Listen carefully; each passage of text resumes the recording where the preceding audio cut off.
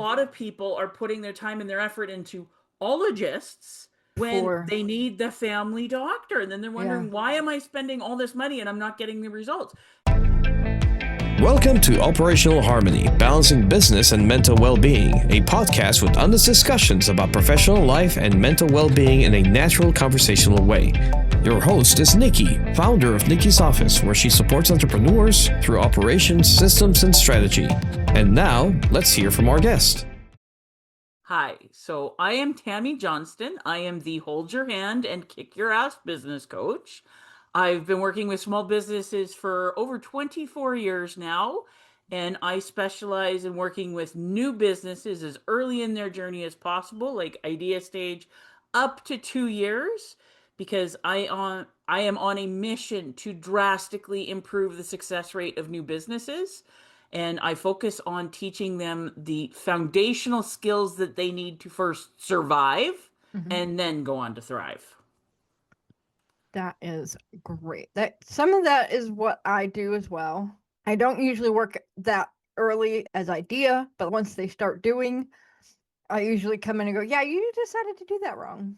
So see, I work on preventing a lot of that stuff. Like I have a lot of people that I've worked with everybody from they have an idea and they want to get it going to I've been successfully running a business and profitable for 35 plus years and everything in between. But I like getting them, like you said, as early as possible in their journey, because I'm going, there's so many mistakes that people make at the beginning or in the early stages because they just don't know any better.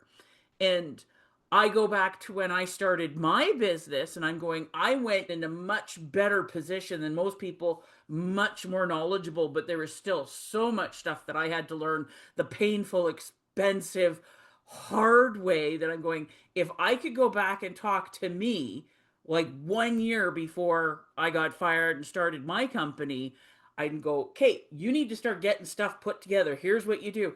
It would have made my life a million times easier. So that's where I like having the fun. Let's prevent as many of the painful, expensive mistakes as possible. Yes.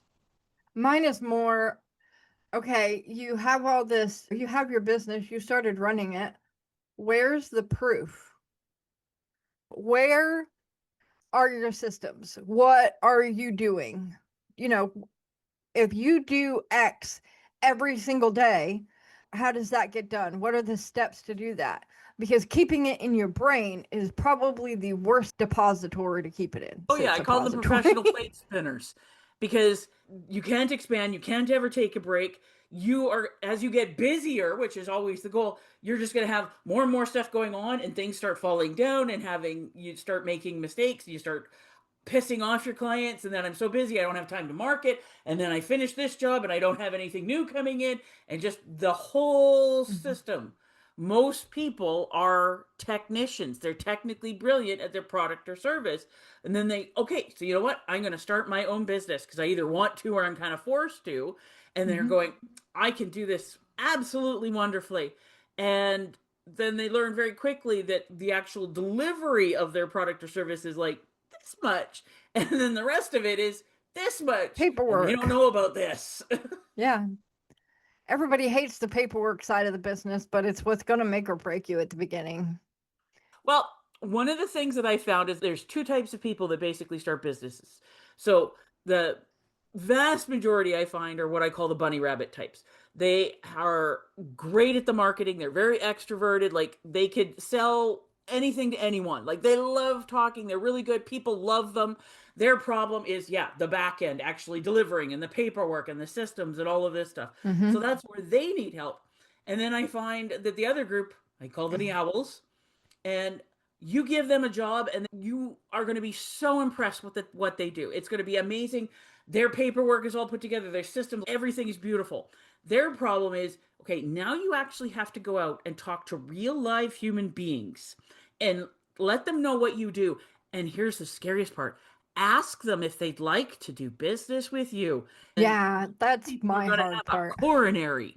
So you have to work on both of I work with the extrovert type people to keep their back office in check, but I am the introvert who is like, I know I'm supposed to do social media, but like it gets done sometimes.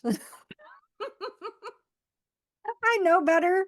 I'm constantly telling people I work with, look, we need pictures so that we can do this, this, or this. And I get nothing. And so it's like, I can't do this. But I help them with their back office. But so I get the duality of it just between me and the person Yep. I'm working with because I can help them do all the back office stuff on the planet.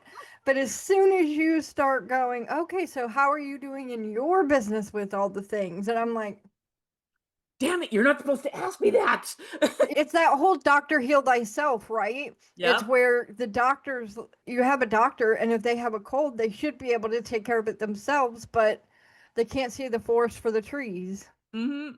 I know Or the cobbler's kids go barefoot. yeah, that exactly. They're so busy So looking after everybody else and all of this. And I tell people, everybody goes into business with some strengths. They go into weakness with some weaknesses, and then the stuff that usually is what gets them, the stuff they don't even know they don't know yeah. until it comes and it gives them a good punch in the face, and they're going, "Oh crap! Now I got to deal with this." How See, a many of lot them of survive those it? extroverted people won't even realize they have a problem until they go to hire somebody, and now they're trying to train them, and they're like, oh, but how do you do this? Well, I do it every single day. Shouldn't you know how to do it already? Well, that's one that, yeah, I do see. But another common one, okay, they've got the business going, and yeah, they go and hire another person that's just like them. Well, Yeah. we click and we go to, and then they're wondering why the stuff that needs to be done that they don't want to do isn't being done because they hired another person just like them. Yes, exactly. Mm-hmm. They hired a body, not a Mm-hmm. person that is qualified, competent, and happy to Mm-hmm. be in that position. I hired somebody. I still go back to her when I can, but she likes doing those annoying repetitive tasks. If something I'm doing requires me to click on something 6 times to get information and then 6 more times to get the next piece of information, that stuff pisses me off to no end. Mm-hmm. I cannot tell you how long I have been like, yeah, I'm not, I'll do that later. I'll do that later. I'm not do. I finally figured out I could give it to her, and she loves doing that crap. Oh yeah. And I'm just like, there are people that like doing that because that's Mm-hmm. some B. I don't Well, like that's that at because we all. get in our own little thing and we think that everybody's just like us. We know, like intellectually, but like, how I hate doing that. How can somebody else love doing that? So, yeah, it's like you need to be. I teach people, okay, what are the foundational things? How do we properly look at stuff? So we're not just hiring bodies and we're Mhm. putting together systems and we're doing our marketing and we're looking after the financials and we're getting our advice and our help from people who actually know what they're talking about. Because especially in the beginning, most people get their business advice from their broke ass friends and family that have never set foot in the arena and wonder why nothing's working. From the Cracker Jack factory. Yeah, exactly. It might as well be like it's not as helpful as people think. I mean, I've gotten advice before that was like, oh, you just have to talk to more people. Which is true, but that's, yeah, there's It's a lot true, more but to it's it. like, are you going to tell me who I need to talk to? Because I haven't even, at that point, I hadn't even figured out who my target market was. Mhm. Like, had no idea. I didn't even know how to go about figuring it out. I do now.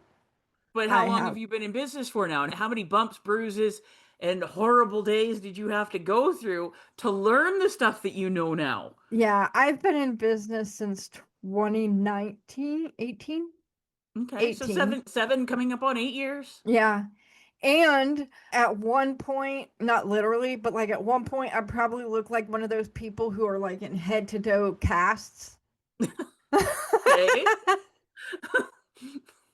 Because like I was tripping over the rake to hit the wall, kind of a Mhm. deal. The fact that you survived is a big one. Most do not survive. It's And called it's not being because there's stubborn. typically a problem with their product or their service or that they're not working hard enough. It's just that they haven't a clue what they're doing. Mhm. They're going to learn how to swim when somebody's dropped them off in the middle of the deep ocean. They're going, I can't even see land. How do I, and let alone know what direction it is?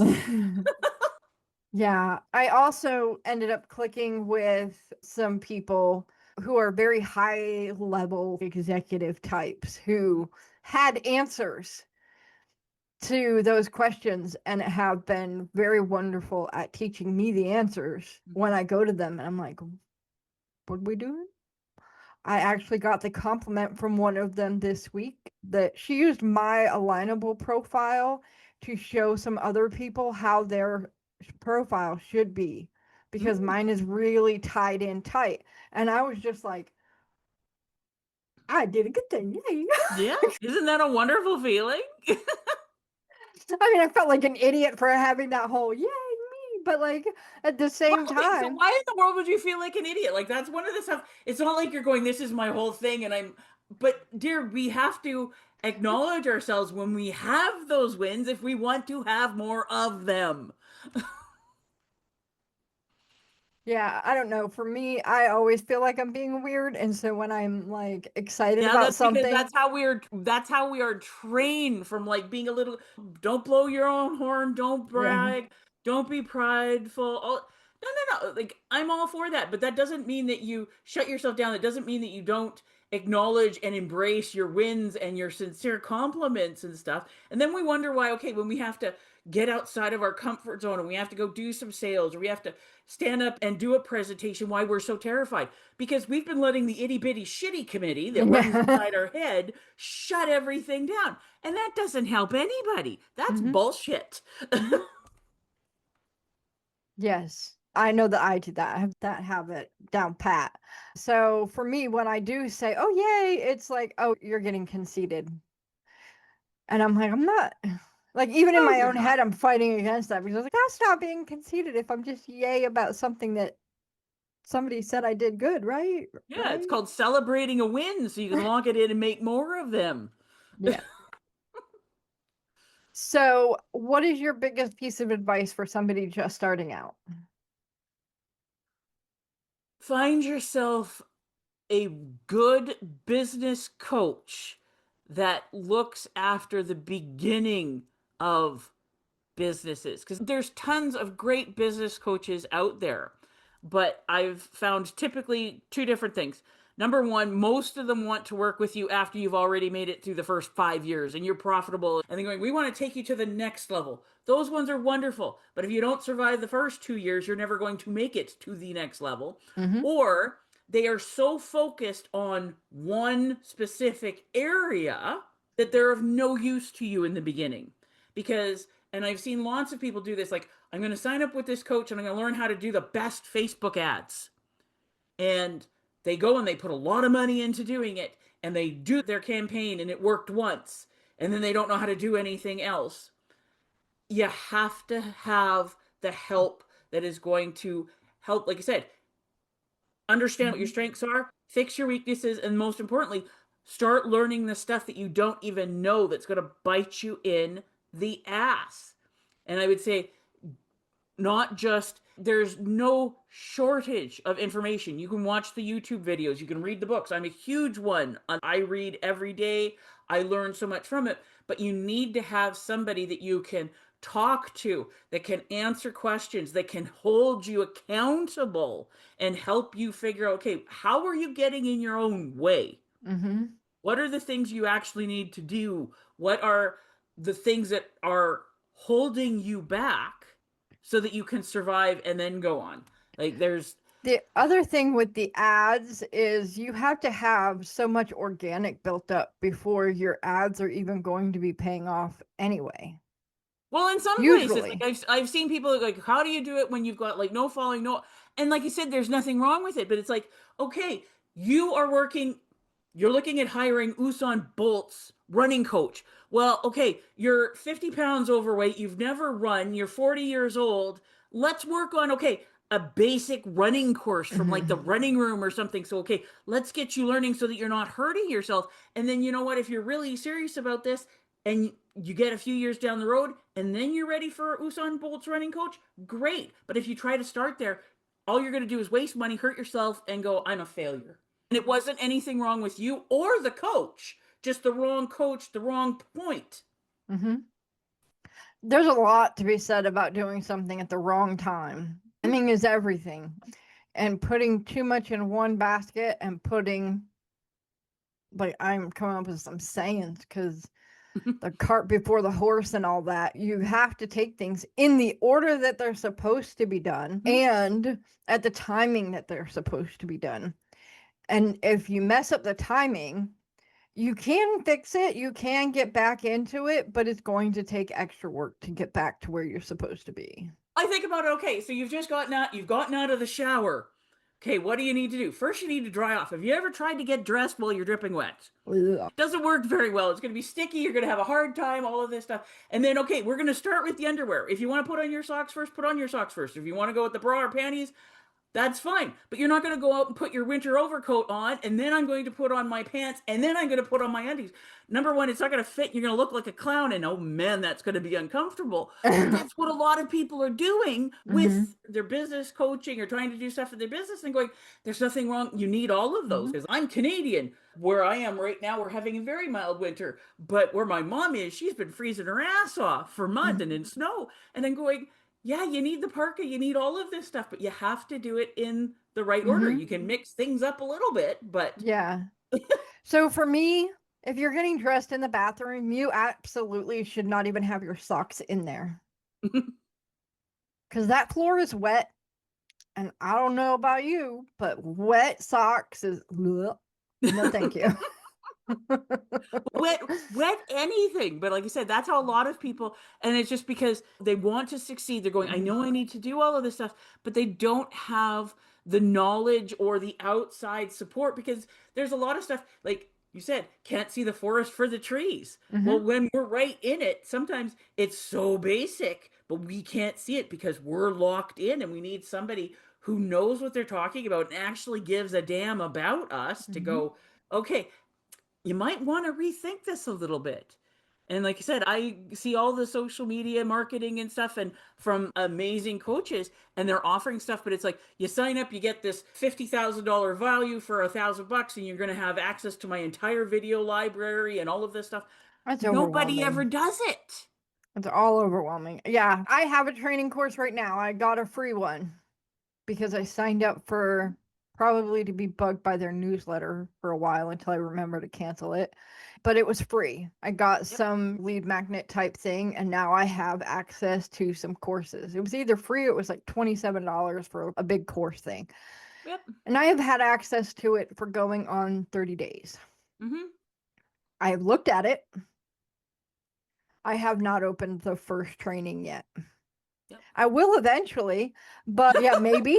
But I have to have the time to go in there, and I have been running balls to the wall since like November when I started recording. Well, it's not even so much time, and I'm a very self-disciplined I know I am not perfect, but especially in comparison to most, I am very self-disciplined. And I signed up for a course, I think 2019. I have full lifetime access to it and all the updates and stuff. And I've done bits and pieces of it. It's supposed to be a 6-week course, 6 weeks. I have not completed it. Why? Because I have lifetime access. So when I'm going, like yesterday, I had time put aside that and then just everything went sideways. And I'm going, I can always put it off because I have access to it. If I want to do it at 2:00 in the morning, I can, which means it won't. But if I'm doing it, doing it live, even if it's on Zoom, which is most of my stuff, or I'm taking a course on Zoom, it's a set time and it's real live people. It goes into my calendar and it pops up. And guess what? It's an appointment and I will show up. If it's lifetime access or you can watch these videos whenever, guess what? 99% of the people will never do it. Doesn't mean there's anything wrong with the stuff, that it's not incredible value, but because we are leaving it up to them and whenever you want means it will never happen. Yeah. It also depends on where you are mentally. Yep. Because not just with your business, because your business can be doing fine, but you haven't checked in on your mental health for a while, and all of a sudden you can't get out of bed in the morning, or you get out of bed but you don't really feel like doing it. Wednesday of this week, I sat here going, I know I have stuff I have to get done. I'm tired. I don't want to do anything. Mm-hmm. And I couldn't make myself do anything. I got it all done Thursday within like an hour. Yep. So it wasn't like it was hard, and it wasn't like it took me a whole lot of time, but at the same time my brain was just moosh. It didn't want to do Mm-hmm. anything. It was Yep. like, I'm tired of being exhausted. I'm just going to sit here for now. And like I couldn't get my brain to work with me. Yeah. And Well, so if sometimes you're the having absolute that best kind of thing you can problem. do is, you know what? I just need to take the day off. I need to go for a walk, or I need to go for, I used to be able to go for happy juice with a friend of mine, and then she moved on me. Or, you know what? I need a nap because I'm physically, mentally, emotionally, I can't do it today. Or you have family commitments and stuff. So it's like, how do you work with reality? Mhm. And it's gotten better. But when I first started my business and stuff and started working, all of the business advice and the coaches and stuff were all men. And while they were wonderful and intelligent, knew what they were talking about and well meaning, they were men.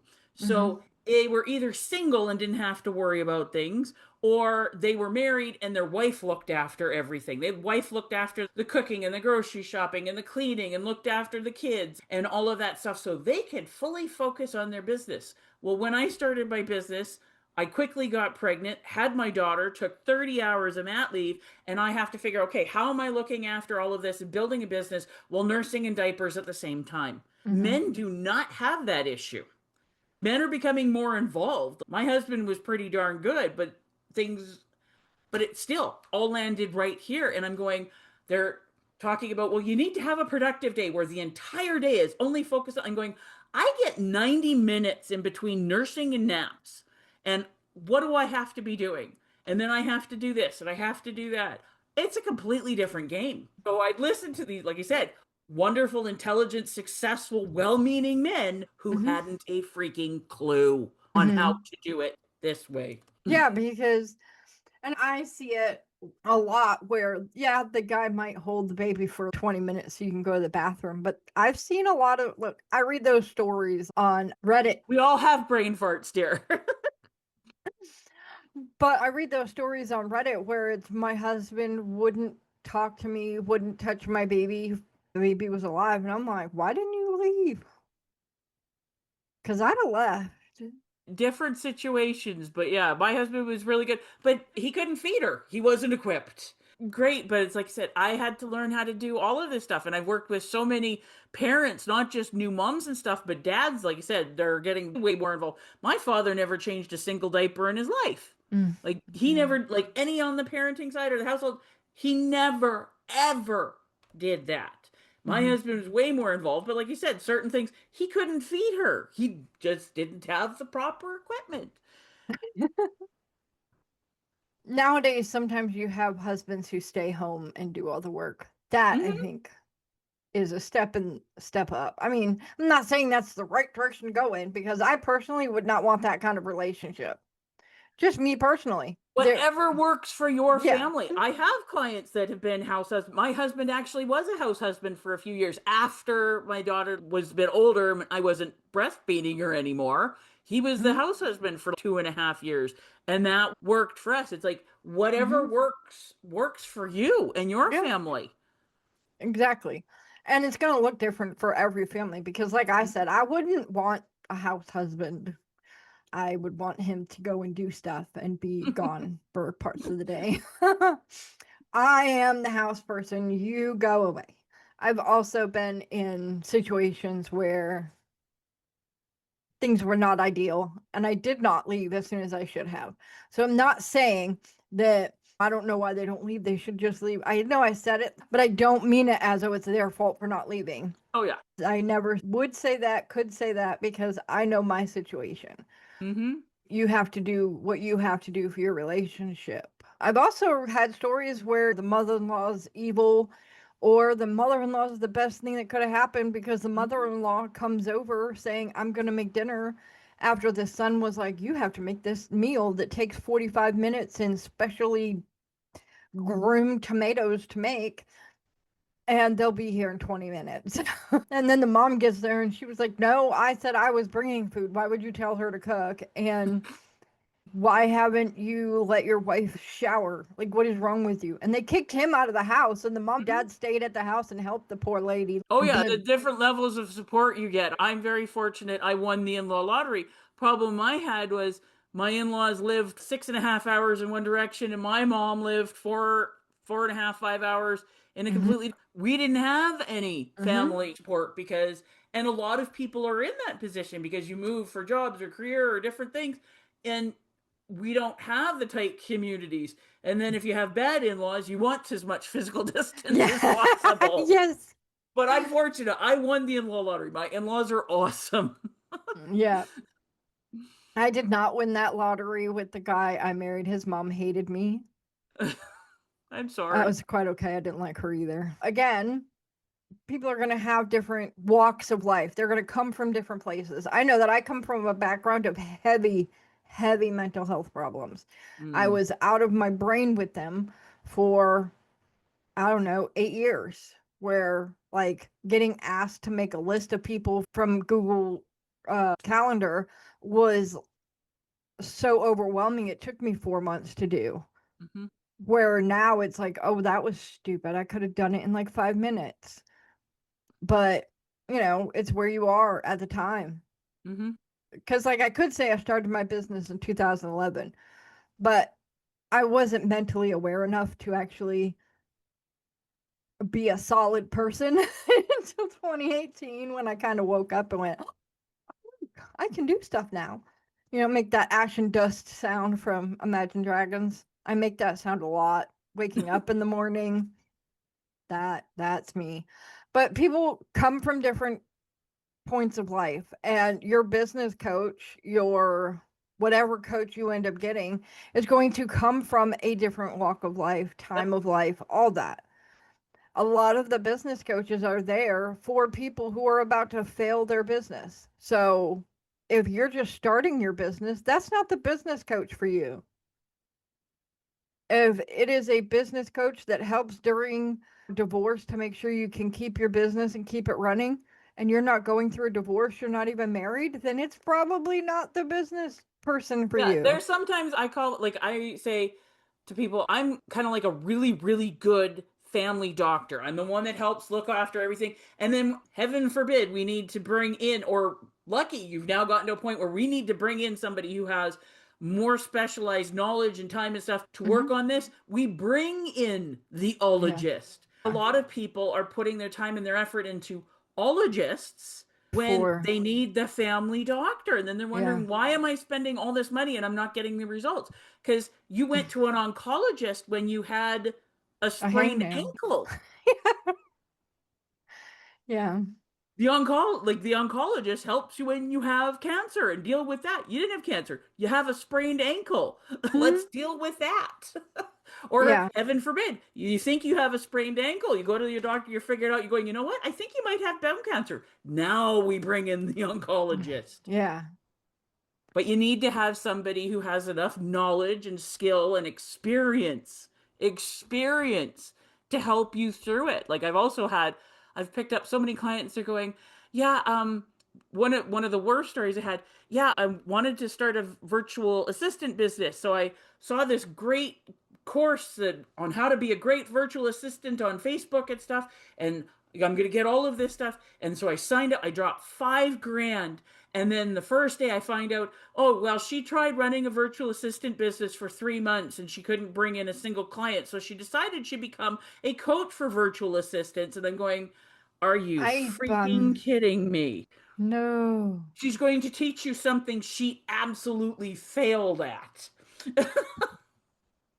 And you paid them how much money?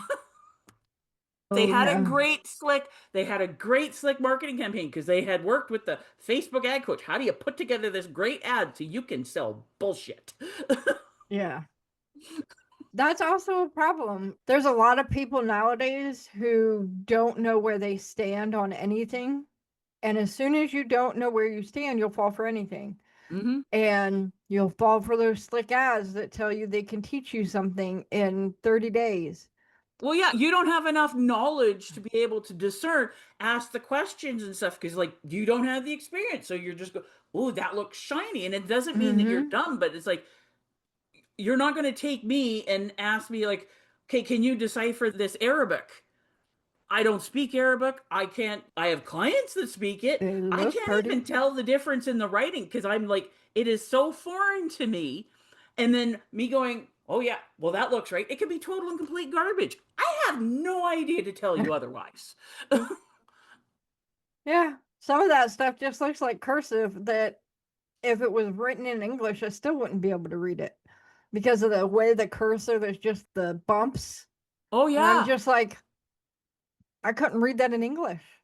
And you just put it in front of me, and then you tell me after an hour that it's Arabic or something from the Middle East or whatever. And Mhm. I can't tell you, oh, well, I thought this said your mama sucks. Like, I don't, I Well, don't like I said, I know. was visiting a client of mine and he speaks, so he wrote something out for me. And like you said, he could read anybody who speaks because that's what they're trained on. But for me, I couldn't even see the details because it was so foreign to me. My daughter right now is learning Japanese, Oh, which is a yeah, those completely different, characters. completely. And people who have a basic understanding, they can tell, okay, this is Japanese writing versus this is Korean versus this is Chinese. I couldn't tell the difference. I'm Not sorry, because I'm there's white anything enough wrong to with tell them, you I but can't. I do not have the knowledge. And that's a lot of Hmm. people go in. So they're going, somebody who looks slick and put it together properly, they could be good or they could be just basically Hmm. glorified con artists. Yeah, and so whenever I see something, a training or something that I want to do, I go to one of my friends first. I'm like, have you seen this? And she'll go and she'll look at it and she'll like, oh yeah, that looks interesting. I'll have to get on that. And then I'll go, okay, if she wants to get on it, then I should probably get on it too. And then I'll learn it. It's not a problem. But I won't do anything because I'm tech. I'm the person everybody comes to learn how Mm-hmm. to do their tech, right? I teach people how to use CRMs. I teach people how to use their calendar for Mm-hmm. time blocking. Like, I teach people the tech side of things a lot more than most people I know do. Yep. And so if I see a training that is something to do with tech, she's the one person I can go to because she's also really good when it comes to tech. But she's also come to me. She came to me the other night because she got a link from somebody and the link wasn't working. And Mm-hmm. I clicked on it and it worked just fine for me. So I was like, try a different browser. And she finally got it to work in a different browser. Yeah. Like I said, no matter how brilliant and hardworking you are, there's always going to be tons of stuff that you don't know because it's impossible, especially in our Hmm. world today, for you to know everything. So you need to have more people in your world or different sets of eyes to help you out with things. I'm fairly good with tech, but when it comes to hardware or anything like that, go to my husband. If I've got other technical issues, I have people in my world that go for that. If I have sales questions and stuff, like one of the best things I did to help my business was to start networking with other business owners. Because when I started my business, all of my social circle, every single person in my social circle was an employee. And they were Yeah. wonderful, wonderful people. But they had no idea what I was going through. I couldn't talk to them about anything because they'd look at me like I had three heads, like it was so completely out of their world. And then when I started networking and going to different groups where I was surrounded by other entrepreneurs and listening to their questions and learning the stuff that they're going on and sharing my stuff, like everything started to go better. Because number one, I'm going, okay, I'm not insane. Hmm. I'm not a stupid failure who doesn't know anything. Everybody is struggling with this and starting to learn and share with everything. And Hmm. within 2 years, all of my social circle that I spent any amount of time with were all other entrepreneurs. Yeah. I'm not a people person. So I have like a core group of three other ladies that I will talk to. At the moment, I don't have any male type friends. I don't know. It just ended up being this core female group of three other people. And we will help each other out back and forth and beyond. And it's really great. I met all three of them on Alignable. I use Alignable more than I use LinkedIn because LinkedIn, first of all, I don't have as many connections on LinkedIn as I do on Alignable because I'm not willing to spam random people with my name. to get thousands of followers. That's not me. But on Alignable, I go to different events and then I can connect with all the people that I've connected to. And now I have over 200 people that I'm connected to, or around 200. I don't think it matters the platform, because I know people that love Alignable. I know people who've never even heard of Alignable. I know people that love LinkedIn, hate LinkedIn. The big thing is showing up, being consistent, and working on actually building that community wherever it is. I know people that are TikTokers. I have never been on TikTok. I know people that are in, like I said, you can't be everywhere. You can't be everything to everybody. You need to be, this is what I'm doing. This is where I want to be. Because you can't, if you try to spread yourself too thin, nothing works. Yep. That's the other thing, knowing where your too thin point is. Because a lot of people, I know myself, right? When you have to come back from mental health, you kind of have to become aware of yourself. If you're not aware of yourself, you're not going to be aware when your mental health starts to go off the deep end again and be able to course correct and keep yourself together and in business, right? Why it's important to have friends, because I find with the mental health stuff, when you're going through it, you can't see a lot of the stuff. You need to have somebody that know you, that love you, that you can trust. They help. You know what? I'm starting to see some stuff going on. Maybe we should pay attention and start working with, because when you are deep in the forest, you can't see anything. So I have my friend who helps me with that, but her husband is an electrical engineer. So if I have a hardware problem or whatever, I can go out there to him and go, my computer is not working. And he'll come in here and go, it's Windows 11. Why did you do this? And I'm like, because I had to. Windows 10 is like not I've been being busy covered cursing anymore. Windows 11. Like, I only did it because I had to. Okay. But I have this, and he doesn't know it as well as he knows Windows 10, but we figure it out eventually. And some of this stuff that happens, I'm fixing it on my own because I do have a degree in IT. Did I ever use it for anything like that? No. Because here's the thing. I went to Brighton and Stratton College in Syracuse, New York, and I got my Associates of IT, which basically is a glorified, you can put together a computer now. Great. I know how to put together a tower. Except nowadays you have water coolers and all that stuff inside a tower. And no, I don't know how to put that stuff in. I wasn't taught how to do that. I have no idea. They wanted me to go crawl around inside of walls. Do you realize how bad? Look, my hair, when it is not in these two braids, is now and has pretty much always been about down to my waist. Do you really think I'm crawling through somebody's dirty little walls to put some wire somewhere? Absolutely not. Because you're not putting spider webs in my hair. You're not putting spiders in my hair. You're not putting any other kind of bug in my hair. I do not want to see a mouse or a rat. Like, you're not getting me in this situation. No, thank you. I'm done. No. But I graduated. I do have my associates, but I wasn't doing that part of nothing. That's the type of networking you'll never see me doing. Yeah, you find where you are, and where you are now is not necessarily the same place you're going to be 5 years from here, 10 years from now, years from now. It's fluid, it changed. And I know so many people that, they got a degree in something and maybe they worked in it for a while, but what they're doing now is 180. My internship because you had to do an internship the final semester, I interned at a library. It was like, I can help people with the computers. I can help you with the computers. Like, let me just be here. And I got it because when I went in to meet the manager, she wasn't there yet. And instead of just sitting there and ignoring everybody around me, when a lady who was using the computer asked for help on something to the front desk, and I heard her and I was like, I'll help her, I'll take care of it. And I took care of it, right? It wasn't that big of a deal. I think that finding the right person to help you, finding the right friends to be part of a group for, all of that helps you when you're trying to be an entrepreneur. Because when you're working for yourself, sometimes you feel all alone, and you're not. You're really not. There are plenty of people who are on the same rowboat you are. But you have to put in the effort and the time to find them and build that and maintain that connection. Yes. So it is very important to network, not in walls. Please don't. Ew. But meet people, make friends with them. Give them people, have them give you people, help them with something, have them help you with something, and do things back and forth. And I think both your business and you will grow from it. I know I have in the connections that I've made and the friendships that I've made. Absolutely. Absolutely. Okay. So do you have any final words?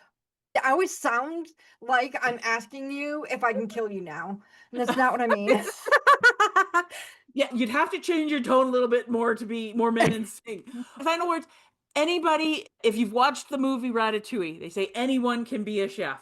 And I absolutely agree with that. Anyone can be. Not everyone, but anyone can be if you are willing to put in the time and the effort to not just do the work, but to learn and to grow as a person.